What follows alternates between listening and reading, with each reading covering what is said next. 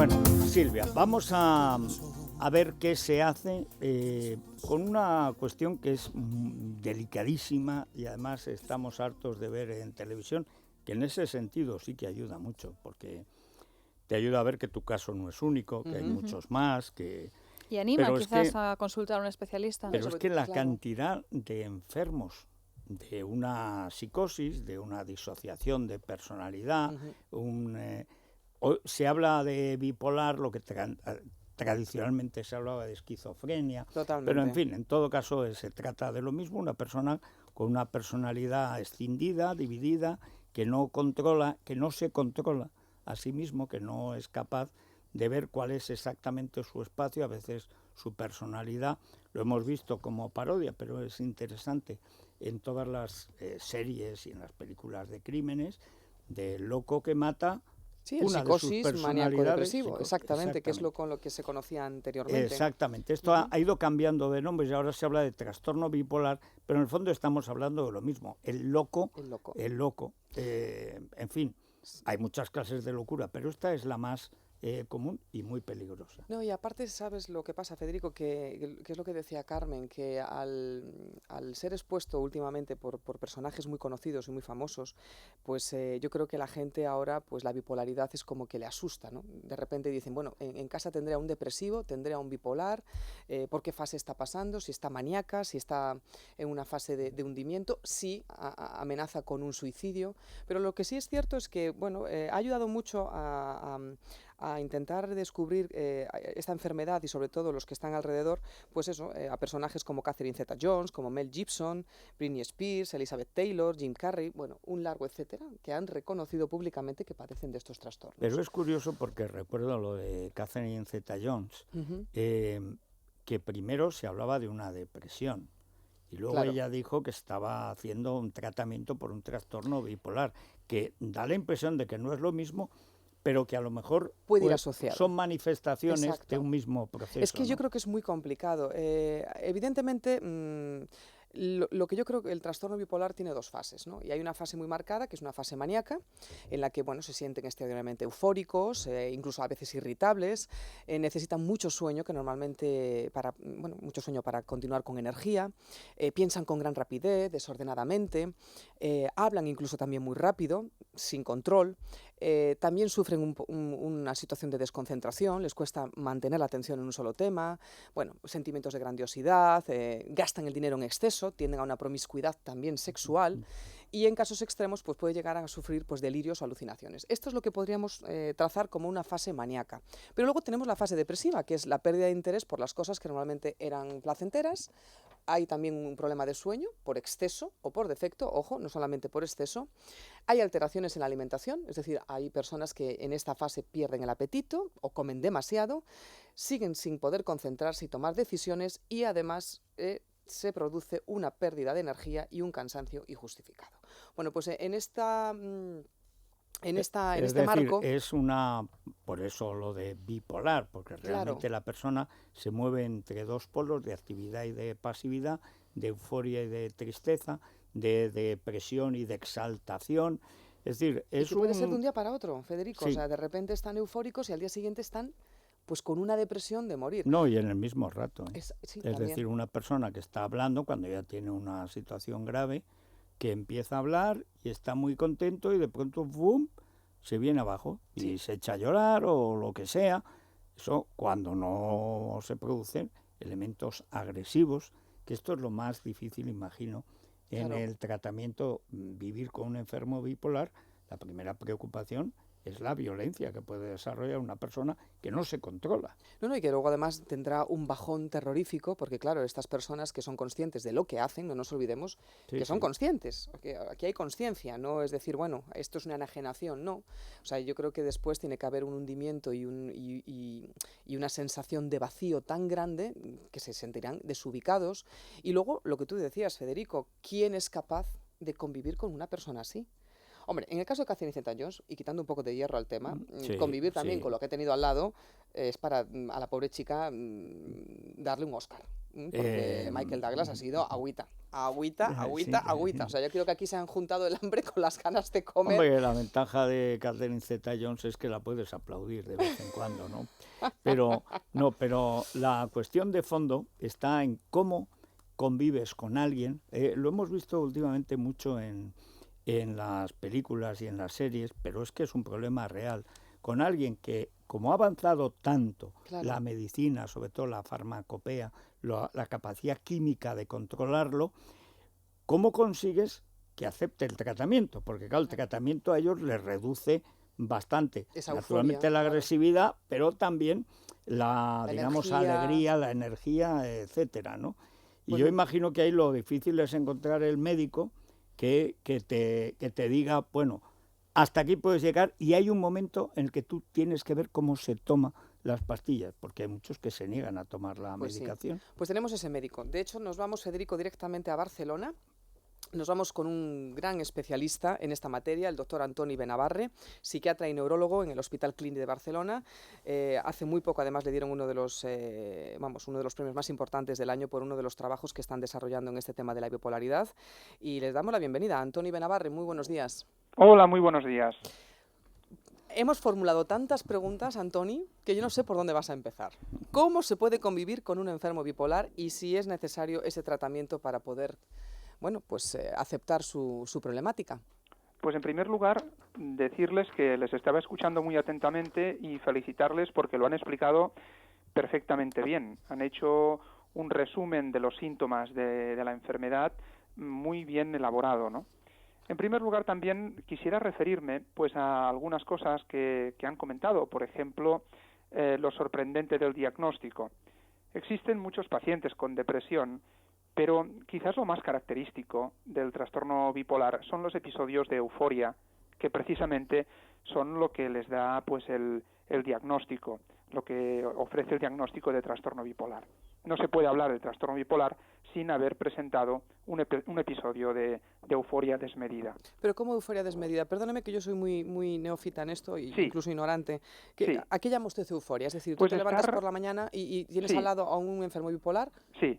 ¿Cómo sabes que está eufórico? O sea, Pues es vamos que a de ver, verdad, lo primero que, tal como han señalado ustedes, el paciente está más contento de lo habitual, más hablador de lo habitual, está más activo, no para de hacer cosas.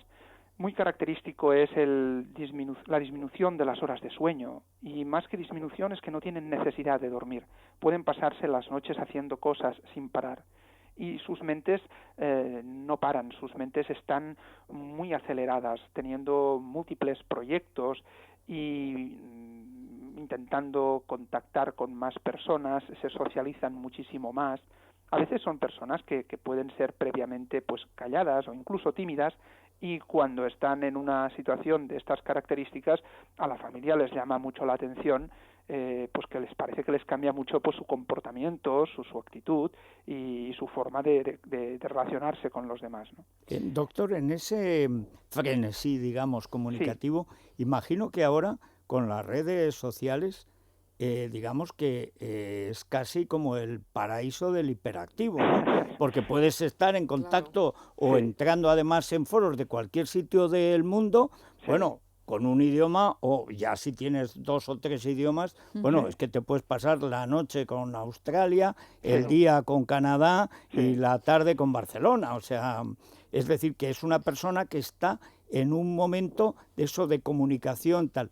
¿Cuándo llega el bajón? ¿Cuánto puede durar esos episodios de euforia? Mire, contestándole respecto a las redes sociales, decirles que los trastornos bipolares se conocen y los definieron en época de los griegos, unos 400 años antes del nacimiento de Cristo. Arateo de Capadocia ya hablaba de esta enfermedad. No obstante, ahora es cuando pues los medios de comunicación hablan más de estos temas, porque hay personajes famosos que, a diferencia de otras enfermedades psiquiátricas, como por ejemplo la esquizofrenia, los pacientes pues quedan que tampoco pueden hacer todo. Los pacientes bipolares a menudo pueden continuar trabajando, tienen sus subidas y sus bajadas, pero pueden estar en un entorno público, pueden todavía pues trabajar como actores o trabajar pues en cualquier entorno. Y eso hace pues que se hable muchísimo más. La pregunta que me hacía de cómo se pasa de un estado a otro, pues puede ser de muchas maneras, pero en el caso de los trastornos bipolares los cambios pueden ser muy bruscos. Vemos lo que llamamos virajes como pues en el término de navegación, ¿no? Un viraje, un cambio de rumbo. Pues vemos cambios de rumbo del estado de ánimo muy rápidos, de un día para otro. Y el paciente que puede estar en un estado, como definíamos antes, de exaltación, de hiperactivación, de no dormir y tal, puede pasarse a un estado de una depresión que también hay que deciros que es una depresión especial, una depresión más profunda que la que puede experimentar una persona que tiene una tristeza por algún motivo pues en concreto de su vida. Son depresiones que cursan con lo que llamamos anedonia, dificultad para experimentar ningún tipo de placer. Suelen tener un ritmo circadiano del humor con una mejoría vespertina, suelen perder el apetito y, como no, suelen tener también ideas de muerte, ideas de suicidio. Y en este terreno estamos investigando en el Hospital Clínico de Barcelona, estamos intentando lograr discriminar genéticamente aquellos pacientes bipolares que van a tener más riesgo de llevar a cabo conductas de suicidio. Antoni, ¿por qué surge esta enfermedad? Genética. Es una enfermedad que tiene clarísimamente una base genética, como la mayoría de, o sea, ¿puede ser hereditaria? De las patologías psiquiátricas. Yo también tengo la oportunidad los fines de semana de visitar en mi pueblo, en mi ciudad natal, en Balaguer. Allí veo pues familias que conocemos de toda la vida y que tienen varios miembros afectados de una misma enfermedad. Allí se ve la genética pues porque conoces a la gente, y en una gran ciudad no los conoces tanto, pero cuando haces la historia clínica te das cuenta que hay una aglutinación de familiares que tienen más o menos la misma patología. Y en el caso del trastorno bipolar, pues está muy claro que tiene una base pues genética, no necesariamente hereditaria en la primera generación. No necesariamente el antecedente debe de ser un episodio o un trastorno bipolar, pueden ser también trastornos depresivos, pero sí que se trataría de una genética poligénica, no la tenemos localizada en un solo cromosoma. El origen de esta enfermedad está repartida por muchos cromosomas que son interesantes y que también les estamos de alguna manera dando caza para identificarlos. Antoni, Doctor, sí, perdón, perdona. No, sí. Federico. Sí, a mí me gusta escuchar. No, vamos a ver, es que a mí me llama mucho la atención los cambios, y que yo creo que en eso son muy útiles también para el médico y sobre todo para la familia. Primero, que cuando lo ven en una película o en una serie de televisión, ven que su caso no es tan raro. Claro. Pero hay un problema, que es que por un lado se ha desarrollado una capacidad química, una capacidad en la farmacopea espectacular en los últimos 20 años, y al mismo tiempo eso da a la voluntad, digamos, del enfermo una capacidad de medicarse o dejar de medicarse, que es lo que muchas veces vemos que es el objeto de tirantez dentro de la familia. Te has tomado las pastillas, has dejado de tomarte las pastillas. Sí. ¿Qué sucede con esto y qué remedio puede tener? Pues es una pregunta muy importante y muy útil para todos los familiares de los pacientes que nos puedan estar escuchando, que son muchos porque es una enfermedad frecuentísima. Mire, sobre todo los pacientes bipolares que tienen predominio de recaída en fase maníaca, porque para entendernos habría dos grupos, los que tienen predominio de recaída en fase depresiva y los que predominan las recaídas en fase maníaca. Los segundos, los de las fases maníacas, no suelen identificar tanto la enfermedad. El depresivo lo sufre en sus carnes y pide ayuda, pero el maníaco está encantado, está, jovial y que nadie le baja de allí, y le cuesta mucho comprender que tiene que tomar una medicación. Es en estos casos en los que las familias se desesperan porque ven que ingreso tras ingreso o situación tensa tras situación tensa, su familiar no va mejorando. Bien, pues desde hace unos años tenemos unos tratamientos que los administramos los psiquiatras por vía intramuscular, y estos tratamientos duran algunos 14 días, otros 28 días. Naturalmente no es lo mejor que le podemos ofrecer al paciente. Lo mejor que le podemos ofrecer son unas pastillas con reguladores del estado de ánimo, pero para estos casos en los que no se cumple la medicación, que la abandonan, el que lleven puesto un tratamiento intramuscular ayuda un montón para que el paciente no recaiga. Sobre todo la familia, claro. Efectivamente, porque bueno, lo primero el paciente es que no recae, y la familia, pues claro que sí, que lo viven con mejor, en fin, lo viven mucho mejor. Decía que es genético Sí. y mi planteamiento es, ¿un niño Sí, puede ser bipolar? sí. O sea, desde No es pequeñito. la edad de manifestación más frecuente que aparezca tan joven, antes de los 16 años, para entendernos, pero algunos sí. Suelen ser precisamente aquellos pacientes que tienen mayor carga genética y los que van a tener pues una enfermedad más virulenta, más grave, los que se inicia más pronto. Vemos algunos en nuestro servicio de psiquiatría infantil, tenemos algunas personas encargadas especialmente de tratar a niños con lo que pueden ser trastornos bipolares. Con alegría, Que claro, ¿sabes? que al ser niños hay que seguirlos durante más tiempo porque las cosas cambian, son personas que están desarrollándose y a veces evolucionan hacia un tipo de patología u otro, ¿no? Pero por supuesto que sí. ¿Hay curación para esta enfermedad o es una enfermedad crónica? Pues mire, la verdad es que decimos en las guías de recomendación terapéutica de todo el mundo que cuando un paciente con trastorno bipolar lleva 5 años estabilizado con un tratamiento, se le puede retirar el tratamiento farmacológico. La realidad es que cuesta tener un paciente, a pesar de hacer un tratamiento correcto, que esté 5 años indemne, cuesta mucho. Y que también es verdad que cuando retiramos la medicación a veces nos damos más disgustos que alegrías. Por lo tanto, lo que solemos plantear, al menos de entrada, porque nos parece realista y nos parece dar una información veraz a los familiares, es que el tratamiento que les damos es un tratamiento muy a largo plazo, para que se mentalicen en ese sentido. De por vida, ¿no? Sí. Y es muy, bueno, sucede con otra clase, hay otras enfermedades, incluso formas de cáncer que incluso curadas, siempre se advierte el oncólogo, esto se puede reproducir, es decir, esto nunca está del todo curado, a lo mejor pues pasan los años y además ya gente más mayor, incluso si se produce, no hay riesgo de muerte, pero en todo caso, imagino que hay un problema, un momento en el que le dicen, por ejemplo, a una familia que su hijo o su hija, que tiene 20 años, tiene un trastorno bipolar y que su vida, por así decirlo, en el caso de que quieran estar con su hija, que es lo normal, sobre todo en España es un sitio donde la familia es muy fuerte y las instituciones del Estado están bastante desacreditadas en general o funcionan parcialmente, pero luego siempre está la familia como el hogar en todos los sentidos. Imagino que ese momento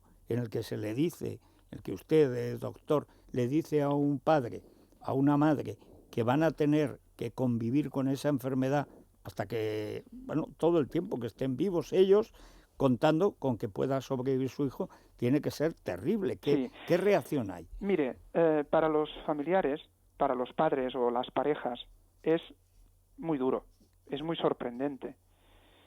Les resulta muy difícil de comprender como alguien que hasta entonces funcionaba con normalidad, le tenemos que ingresar desde urgencias porque presenta unas conductas muy perturbadas. La familia quedan absolutamente absortos, ¿no? Y luego lo que les viene encima pues es el inicio de una situación por la cual su hijo, su pareja, ya nunca será exactamente igual. Necesitará tomar una medicación, unos cuidados, tendrá que tener un estilo de vida asegurando pues unas horas de sueño, asegurando pues tener una vida con el mínimo estrés posible, que siempre ayuda, y por lo tanto empiezan lo que va a ser una enfermedad crónica, cosa que siempre es un jarro de agua fría para todo el mundo, ¿no? Solemos animarles a los familiares, y podemos hacerlo porque es cierto, ¿no?, que en el caso del diagnóstico de esta enfermedad, un tratamiento correcto nos asegura que bastante ampliamente, salvo excepciones, que el paciente hará una vida muy normal, que podrá trabajar, podrá funcionar, muchos pueden ser padres de familia y pueden hacer una vida sin que ocurran demasiados problemas. Pero naturalmente las familias lo viven mal, las parejas lo viven a veces peor, porque a veces por la promiscuidad o los trastornos de conducta. O sea que la promiscuidad también es un... Sí, en los episodios maníacos pueden hacer algún disparate que, claro, a la pareja le puede costar un poco el Doctor, ¿esta comprenderlo. época es una época proclive a la bipolaridad? Es decir, Sí que es siempre se verdad habla de que el que noviembre, diciembre es una nuestros etapa muy pacientes depresiva. no van apareciendo en urgencias por recaídas o por primeros episodios por igual a lo largo del año. Las épocas más habitualmente de frecuentamiento es en la primavera y en el otoño, en los cambios de tiempo, cuando vamos del frío al calor y cuando vamos del calor al frío. Es cuando tenemos más incidencia. Una cosa que me gustaría comentarles también es que, fíjense, cuando estos pacientes están en estado más bien de euforia, lo que definíamos antes, ¿no? La hiperactividad y el estar descontrolados, tienen mucha impulsividad. Y la impulsividad, el descontrol, les lleva muy a menudo a consumir drogas, a consumir sustancias tóxicas. Que esto pues facilita que las cosas vayan todavía peor, facilita que las medicinas dejen de hacer efecto, significa pues que pueden recaer de una manera más rápida. Y este es otro gran caballo de batalla que tenemos los médicos con estos pacientes, que casi el 40% de ellos toman alcohol, cannabis, cocaína, etcétera. Claro que al final se camufla, ¿no? El diagnóstico de la enfermedad con, Exacto. con la ausencia a veces de ya no todos sabemos estos, tanto qué es lo más importante, si los tóxicos o, claro, el trastorno bipolar, porque me van a entender ustedes, aquel paciente que tiene una vulnerabilidad genética, una predisposición bajita para el trastorno bipolar, y con eso animo a los que me escuchen a que no toman drogas, porque nadie sabe la predisposición genética que tiene cada uno, y toman alguna sustancia tóxica, no a todo el mundo le siente igual el cannabis, ni la cocaína. Pues bien, a algunos, al tomar la droga, esto es el factor ambiental que les hacía falta para que se inicie la enfermedad, ¿de acuerdo? Y muchas veces estos pacientes sí que cuando al cabo de 4 o 5 años, cuando tenemos la suerte que no toman drogas, sí que son pacientes que son más susceptibles de que se les pueda retirar la medicación, porque claro está, no solamente era el trastorno bipolar que pueden tener más o menos latente, sino también el factor de las drogas que claro, ya se habría solucionado. Es en estos casos en los que solemos tener más éxito retirando la medicación a los 5 años. Una última cuestión, doctor. Sí. ¿Se produce también aquí el síndrome del cuidador quemado? Es decir, del que está enfermo de la enfermedad bipolar del otro, del padre, la madre, el marido, la mujer, el que tiene que cuidar del enfermo, que llega un momento en que se rompe. Pues mire, ahora mismo tengo el caso de una chica, tiene 38 años, ya la llevamos en nuestro servicio desde hace unos 15 años, y en las recaídas tiene unos episodios de violencia muy importantes.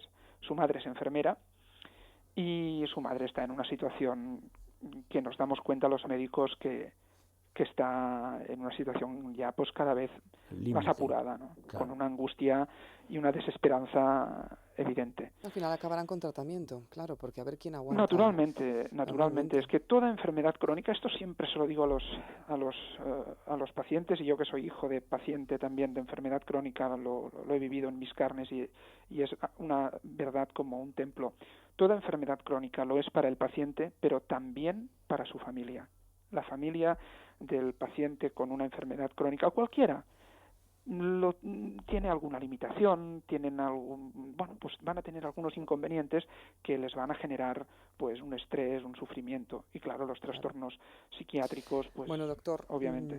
Muchísimas gracias de verdad por todos estos consejos, estas apreciaciones sobre una enfermedad que no podemos. No, y además por hablar con claridad, sin eufemismos, que es fundamental. Claro. Es decir, aquí no hay milagros, la química llega hasta donde llega, pero como suele decirse del motorista, el chasis es el piloto.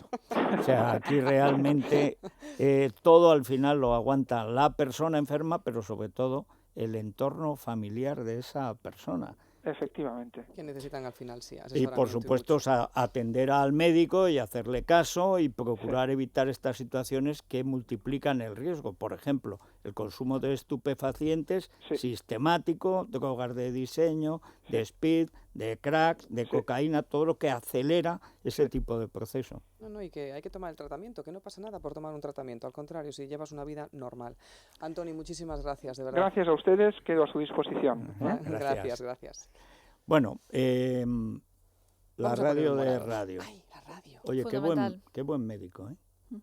es de esos, pasa como con Enrique, que cuando te cuenta te das cuenta de que Sí. te lo dice porque es verdad y te lo dice Además de por una tu manera muy bien. sencilla. Así, es verdad. Hablando de una situación dramática, ¿no? Bueno, los que nos siguen, que hay muchos que nos siguen, por ejemplo, hasta el lunes pasado en Pamplona nos seguían pues por TDT, por el iPhone, por internet, etcétera. Ya nos pueden escuchar por la radio, sin más, que es la 105.6, si Así no es. recuerdo mal. Bueno, y también estamos en Peralta, en la Ribera. Pero la radio de radio es una buena radio, tiene 50 presintonías, batería de litio, tiene también puerto USB para que pongan pendrive, tarjetas de sonido, en fin, lo que quieran, y cuesta 39 euros. Se consigue llamando al teléfono de la tienda de Libertad Digital y es radio, que es 91 567 18 76, 567 Es preciosa, 18 Yo la estoy 76. viendo aquí. Es una blanca, cucada. tenía razón Luis Herrero, se ha doblado el número de venta de blancas. radios. Antes era negra, ahora es blanca. Está de Y moda, además ahora es está de moda. Navidad, y que es Claro, Navidad. claro. O sea, es que ya vamos camino de Navidad. A la vuelta de la esquina, ¿eh? Estamos a 30 días. O sea, ya hoy es 25, Un el día mes, 24 efectivamente. Nochebuena. Para mí Dios la mío. Navidad es Nochebuena. Lo demás Claro que sí. más son añadidos. Bueno, vamos a hacer una pausa y vamos a ponernos morados, como dice Silvia Jato, porque viene María Jesús Navarro a hablarnos de esos aguacates rellenos, ideal para estas fiestas o por los ingredientes que tiene, pues para cualquier día, ¿eh? Que tampoco hace falta esperar a que sea Navidad para hacer esta receta. Yo, entre que llegue y no llega el aguacate, pues me pondría un poco de jamón redondo Iglesias. Ah, pues estaría fenomenal. ¿Verdad? Abrimos el platito, que además Claro, viene loncheado. va Estupendo. picadito ya, sí, además ligero, sin necesidad de... Con ese punto tal. de sal bueno. Ujú. Eso es, sin Nunca exagerar. sabes, Sí, lo mejor del jamón es el tocino. Lo que pasa es que el extranjero no lo sabe.